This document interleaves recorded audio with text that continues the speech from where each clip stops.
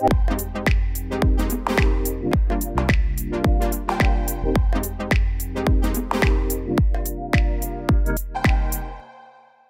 Amira, c'est un plaisir de te rencontrer dans le cadre de l'événement Women in Data Science et de pouvoir échanger avec toi sur nos parcours respectifs.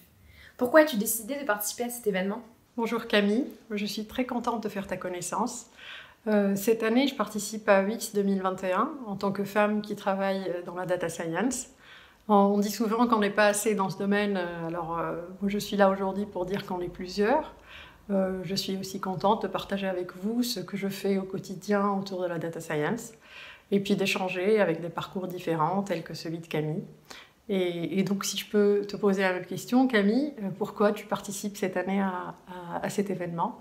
Quand j'étais en école, il y avait dans les couloirs des affiches interrogeant sur la faible présence des femmes dans le monde du numérique. Et cette affiche m'a interpellée car je ne comprenais pas pourquoi on me posait la question à moi, une femme, effectivement dans une école du numérique. La question était à mon avis mal posée, car le problème de la faible présence des femmes dans le monde du numérique intervient bien en amont de l'entrée en école, au collège, au lycée et lors de l'accès en classe prépa, notamment à cause de l'image geek que ce domaine peut avoir, soi-disant peu attractif pour les femmes. J'avais donc envie de participer à cet événement pour partager mon expérience, mon parcours professionnel à des femmes notamment plus jeunes. Et par rapport à ton parcours, est-ce que tu pourrais nous en dire plus ? J'ai eu un parcours assez classique. Après une classe prépa, j'ai intégré Télécom Paris où je me suis spécialisée en traitement d'images et en data science et je me suis très rapidement intéressée à l'imagerie médicale. J'ai effectué ma 3e année en Biomedical Engineering à Columbia où j'ai découvert notamment la recherche académique.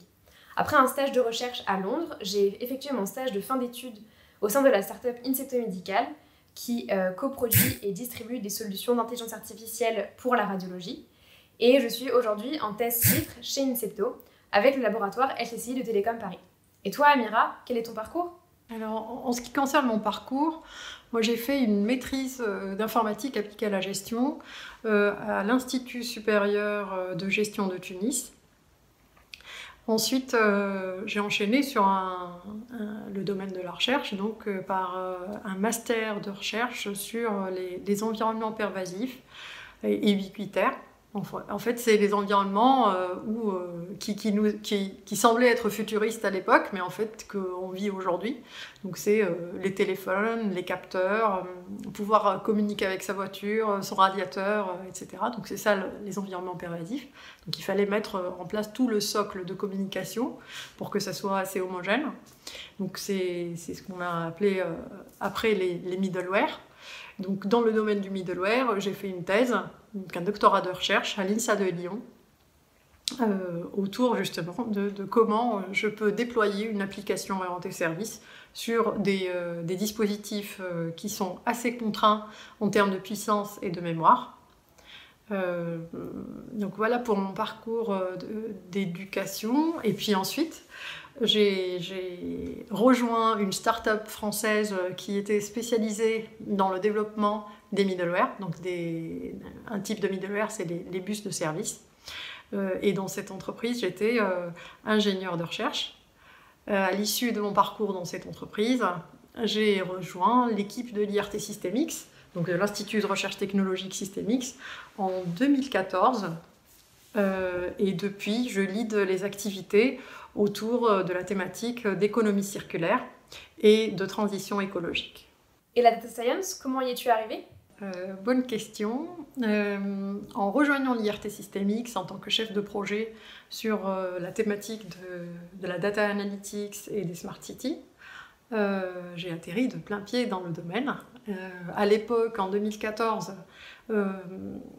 c'était une sorte de sujet qui était très très intéressant pour tout le monde. Pourquoi ? C'est pas que le sujet était nouveau, mais c'est qu'avec l'open data, la puissance des machines nouvelles qu'on a à disposition aujourd'hui, en fait ça remettait au goût du jour la data science, et puis ça donnait énormément de possibilités et d'opportunités. Ce qui est anecdotique dans mon histoire, c'est que souvent, en fait, ce sont les porteurs de cas d'usage. Donc, dans les projets que je mène à l'IRT, en fait, on a des industriels, des grands comptes français, industriels et académiques. Et souvent, en fait, ils nous ramènent une problématique. Et puis, vraiment, après, on travaille sur trouver la donnée pertinente pour solutionner cette problématique. en 2014, au début de ce projet, qui était assez important en fait, moi je me retrouve face à des grands comptes et des grands acteurs de l'industrie française, en énergie, en transport et d'autres porteurs de technologie, qui eux, en fait, nous ramenaient, à moi et à mon équipe, des quantités assez importantes de données, en nous disant tout simplement, nous on est sûr qu'il y a quelque chose à sortir de cette donnée, donc allez-y, faites-la parler. Avec vos algorithmes, avec vos compétences, avec les personnes que vous avez à disposition, s'il vous plaît, sortez l'essence de cette donnée. Et on a relevé le défi, on l'a fait parler, et puis en fait, on est parti de données qui peuvent sembler assez banales, mais qui peuvent aussi être assez critiques. C'est des données autour de la consommation, énergétique, de la production, de l'occupation d'une maison, d'un bâtiment, des patterns de mobilité pour une voiture électrique ou pour une flotte de voitures électriques, de panneaux photovoltaïques en toiture ou pas.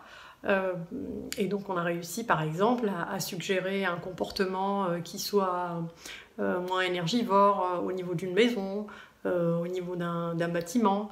On a réussi aussi à construire un modèle prédictif autour des usines nouvelles, à proposer aussi, pourquoi pas, un profil de vitesse qui était plus adapté à une consommation électrique à bord des trains et des tramways qui soit convenable. Et puis on est arrivé aussi à des choses assez intéressantes et amusantes, à détecter quand c'était le moment des soldes sur les bâtiments, par exemple, qu'on observait qui étaient sur la Défense. Voilà un peu comment j'ai atterri dans la data science. Et puis si je peux te retourner aussi la question, Camille, je vois que tu fais une thèse chiffre. Pourquoi la thèse chiffre et pourquoi la data science spécifiquement ? Alors j'ai choisi de faire une thèse chiffre pour pouvoir connaître les deux pans de la recherche académique et la recherche plus appliquée en entreprise. J'avais aussi envie de me spécialiser et de pouvoir approfondir complètement un sujet très précis. Ma thèse porte sur les méthodes d'apprentissage dites autosupervisées, permettant d'entraîner des algorithmes avec un très grand nombre de données non annotées, mais un faible nombre de labels. Un label étant dans notre cas la caractérisation pathologique ou non d'une image ou la localisation d'une pathologie. Effectivement, au cours des dernières années, il y a eu une explosion du nombre d'images médicales accessibles. Il est actuellement assez facile d'avoir accès à un très grand nombre de données non annotées. Mais lorsqu'on veut entraîner un algorithme d'intelligence artificielle, on a besoin de labels qui sont eux beaucoup plus chers à obtenir car doivent être donnés par des experts, radiologues notamment. Et ma thèse en data science s'inscrit dans ce cadre-là. Essayer de trouver des méthodes pour tirer profit de ce grand nombre d'images non annotées pour un entraînement final avec peu de labels. Aujourd'hui, je travaille sur 30 000 IRM du cerveau afin de pouvoir segmenter, donc isoler dans l'image, une potentielle tumeur.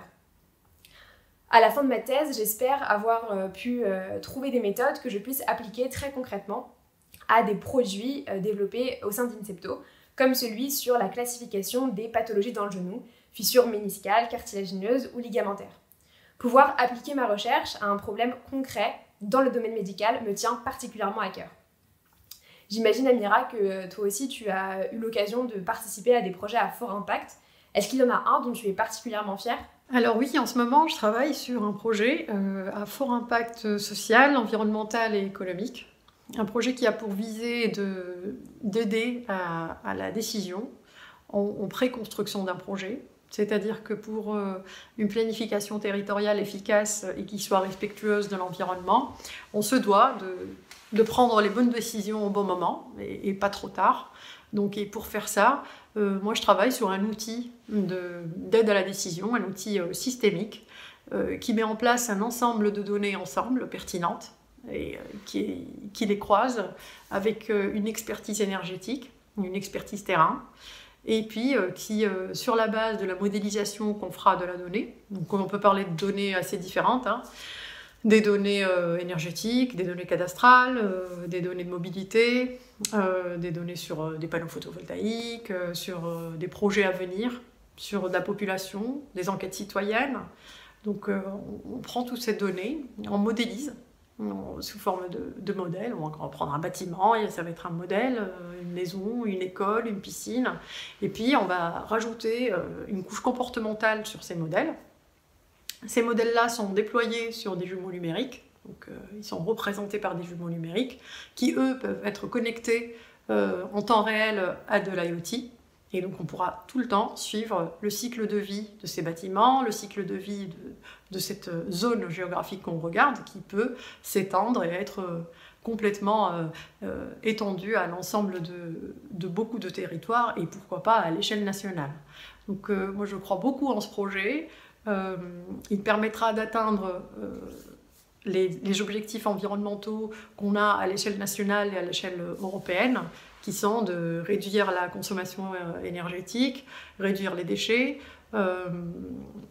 augmenter la recyclabilité, aller vraiment de plus en plus vers des énergies renouvelables et qui soient respectueuses de l'environnement. Effectivement, ça a l'air d'avoir été un super grand projet. Et plus concrètement, comment se déroulent tes journées? Tu travailles sur quoi en ce moment? En ce moment, je travaille sur l'élaboration de la feuille de route de la thématique environnement et développement durable à l'IRT Systemix. Et donc j'interviens sur plusieurs volets en même temps, parce qu'il s'agira d'esquisser sur les 5 prochaines années les projets qui vont être d'un grand intérêt sur la thématique d'environnement et développement durable.